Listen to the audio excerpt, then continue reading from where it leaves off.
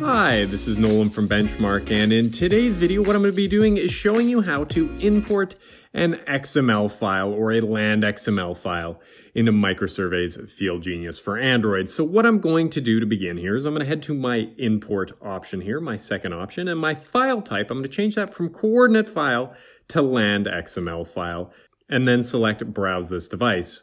I'm then going to navigate to where I have my LandXML file saved here, and you can see that I'm now bringing it in. My coordinate system's automatically set to UTM 83-12, which is fine for my purpose. Obviously, if you need a specific coordinate system, make sure that is selected here. And then I'm going to leave my units as meters, and then I'm going to go attach as XREF. And now, if I head to my project data and my XREFs file, the third option on the right here, and head to my XML tab, you can see that I have a landxml.xml, which is coincidentally the same name as the file that I was bringing in for my .xml. So that, for now, is everything in today's video. That is how you bring an XML file into MicroSurvey's FieldGenius for Android.